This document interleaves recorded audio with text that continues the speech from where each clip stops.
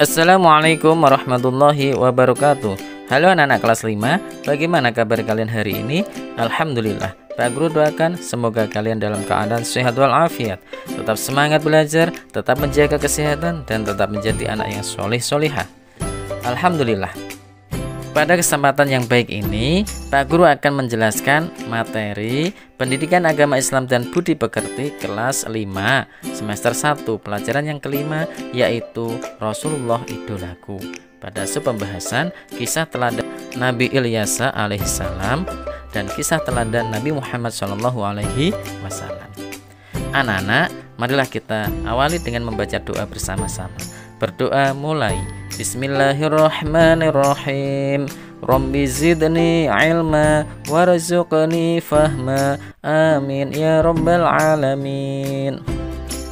Bagi yang baru bergabung di channelnya Pak Guru ini, silahkan klik subscribe dan tombol loncengnya agar kalian selalu mendapatkan video terbaru dari Pak Guru selanjutnya. Terima kasih. Allah berfirman dalam Quran surah Al-An'am ayat 86. Bismillahirrahmanirrahim. Wa Ismail wal Yas'a wa Yunus wa Luta wa kullan faddalna 'alal 'alamin. Artinya, dan Ismail, Ilyas, Yunus dan Lut masing-masing kami lebihkan derajatnya di atas umat di masanya.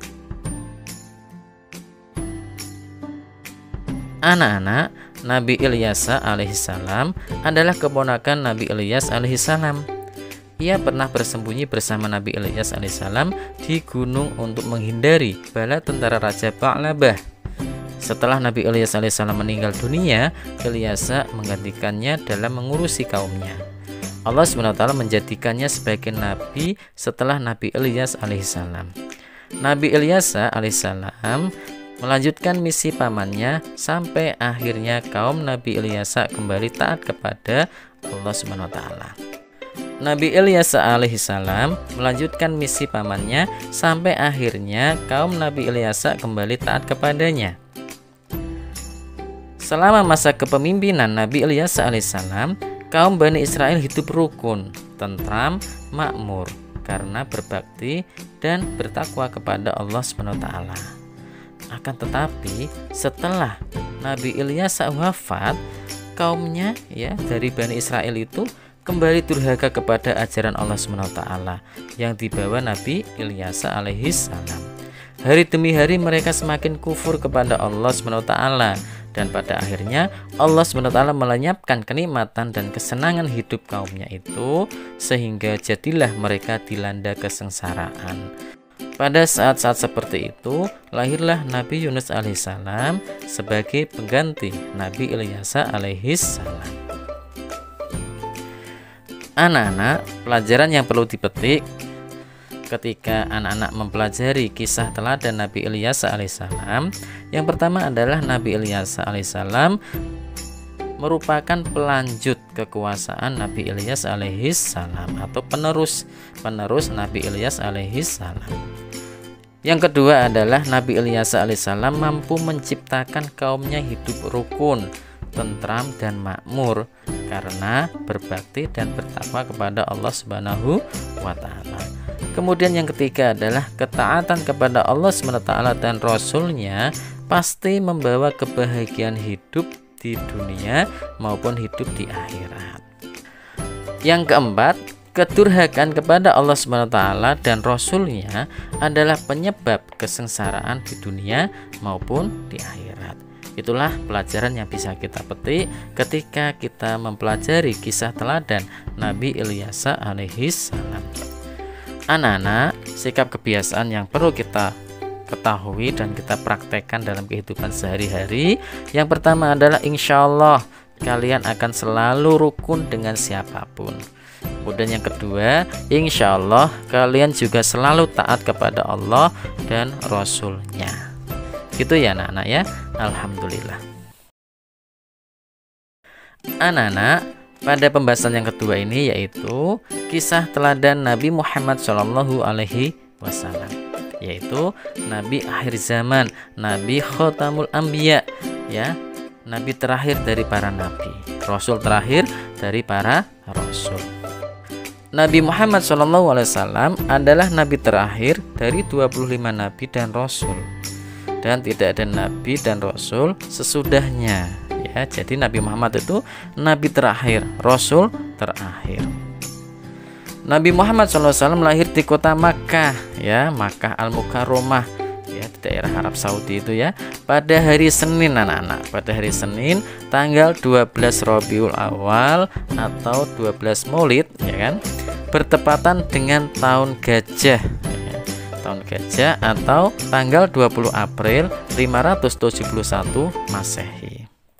Anak-anak, Nabi Muhammad SAW lahir sudah dalam keadaan yatim, ya, ayahnya sudah meninggal. Siapa ayahnya? Ayahnya bernama Abdullah, ya, telah lebih dulu wafat.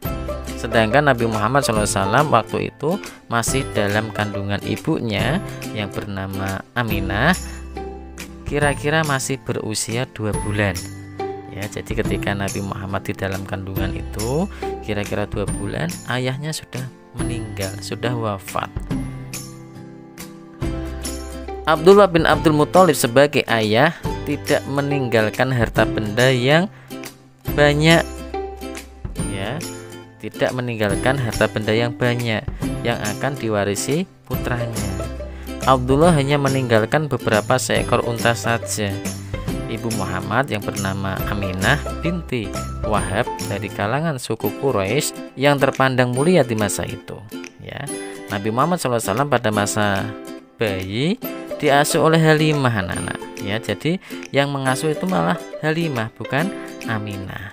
Setelah usia lebih kurang 2 tahun, Halimah menyerahkan kembali Nabi Muhammad itu kepada Aminah, ya, kepada ibunya.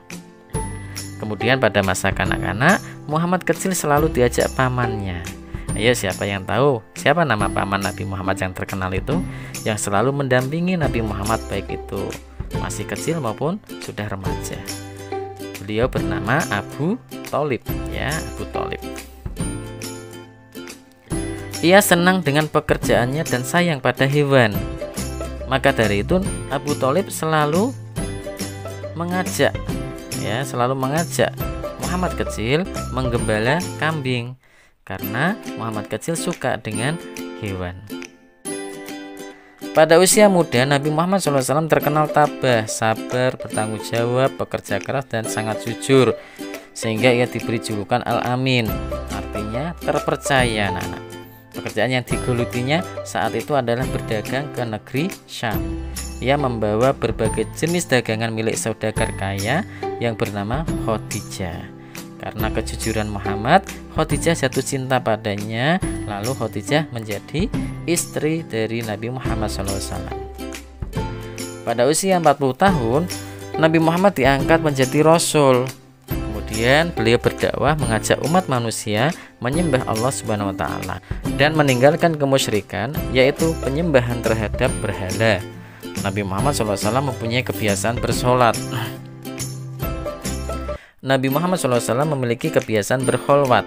Apa itu berkholwat? Yaitu mengasingkan diri dari keramaian manusia, merenung, mendekatkan diri kepada Allah Subhanahu wa taala. Dan tempat yang digunakan untuk berkholwat adalah Gua Hira, ya, Gua Hira. Kurang lebih 5 km dari arah timur kota Mekkah. Dan Nabi Muhammad melakukan kholwat, ya, pada setiap bulan Ramadan, anak-anak, ya. Pada setiap bulan Ramadan, Nabi Muhammad sering berkholwat di Gua Hira. Pada hari ke-17 dari bulan Ramadan saat itu, Nabi Muhammad SAW mengalami peristiwa yang sangat menakjubkan. Beliau menceritakan peristiwa itu. Di saat aku sedang tidur, datanglah malaikat Jibril menghampiriku seraya berkata, "Bacalah." Aku tidak dapat membaca, ya. Kata Muhammad, "Aku tidak dapat membaca," ya, jawab Muhammad. Kemudian malaikat lalu memelukku hingga aku merasa bahwa kematian sedang menghampiriku. Ia melepaskan diriku lalu berkata lagi, "Bacalah." "Aku tidak dapat membaca," jawabku, ya, Muhammad itu kan. Kemudian ia kembali memelukku lalu hingga aku merasa kematianku tiba. Kemudian Kemudian malaikat itu melepas diriku sambil berkata, Iqra bismi rabbikal ladzi khalaq, khalaqal insana min 'alaq, Iqra wa rabbukal akram, alladzi 'allama bil qalam, 'allamal insana ma lam ya'lam. Ya, itu surah Al-Alaq ayat 1 sampai 5 yang merupakan surah pertama atau wahyu pertama yang diturunkan oleh Allah SWT kepada Nabi Muhammad SAW.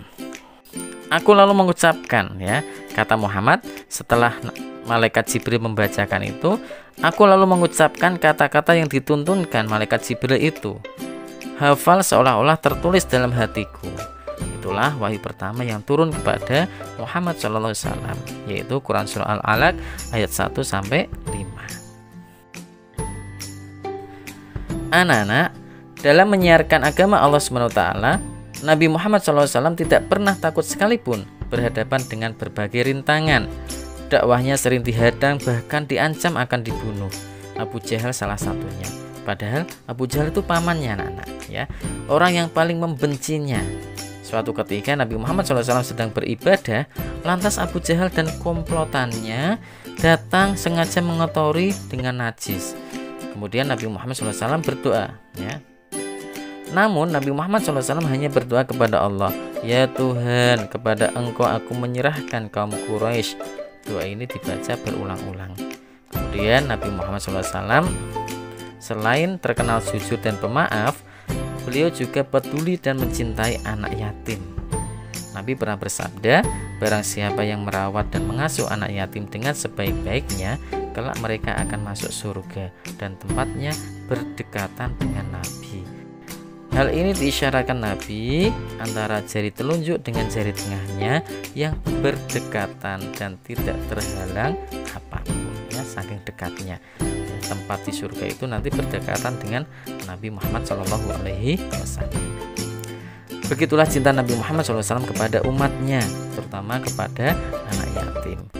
Rasul terakhir ini adalah Nabi Muhammad SAW. Dialah Nabi dan Rasul penutup. Tidak ada lagi Nabi dan Rasul setelahnya, karena Nabi Muhammad SAW sebagai penutup para Nabi, atau yang sering disebut dengan Khotamul Anbiya, artinya penutup atau penghabisan para Nabi dan Rasul. Anak-anak, setelah kita mempelajari kisah teladan Nabi Muhammad SAW, pelajaran yang perlu dipetik adalah yang pertama, Nabi Muhammad SAW lahir bertepatan pada tahun Gajah atau tahun 571 Masehi. Kenapa dinamakan tahun Gajah? Karena pada waktu itu Nabi Muhammad ketika lahir ada pasukan bergajah yang ingin menghancurkan Ka'bah, tetapi digagalkan oleh Allah SWT, dan hal itu dijelaskan dalam surah Al-Fil. Nanti bisa dilihat, dibaca terjemahan dari surah Al-Fil itu. Kemudian yang kedua adalah Nabi Muhammad SAW lahir dalam keadaan yatim, ya, ditinggal oleh ayahnya ketika Nabi Muhammad berada di kandungan kira-kira 2 bulan, ya, itu sudah ditinggal oleh ayahnya yang bernama Abdullah. Kemudian yang ketiga adalah di waktu kecil sering membantu pamannya menggembala kambing, yaitu yang bernama Abu Thalib. Kemudian pada usia muda Nabi Muhammad SAW rajin bekerja dan tangguh, ya. Yang kelima, Nabi Muhammad SAW terkenal sebagai orang yang jujur sehingga diberi gelar Al-Amin, ya, yaitu orang yang dapat dipercaya. Kemudian yang keenam, Nabi Muhammad SAW pada usia 40 tahun diangkat menjadi Rasul. Yang ketujuh, Nabi Muhammad menerima wahyu pertama, ya, wahyu Al-Quran di Gua Hira, yaitu Quran Surah Al-Alaq ayat 1 sampai 5. 8, ya, Nabi Muhammad cinta dan sayang kepada anak yatim. Kemudian yang terakhir, Nabi Muhammad SAW adalah Khotamul Anbiya atau Rasul terakhir. Anak-anak, setelah kita mempelajari kisah teladan Nabi Muhammad SAW, sikap kebiasaan yang bisa kita terapkan dalam kehidupan sehari-hari, yang pertama adalah insya Allah kalian suka membantu. menolong. Kemudian yang kedua, insya Allah kalian menjadi orang yang jujur ya, tidak berbohong. Kemudian yang ketiga, insya Allah kalian suka membaca Al-Quran, yaitu wahyu Allah Subhanahu wa Ta'ala. Yang keempat, insya Allah kalian sayang kepada anak yatim ya. Dan yang terakhir, insya Allah kalian yakin bahwa Nabi Muhammad SAW adalah Rasul terakhir. Paham ya anak-anak ya? Alhamdulillah.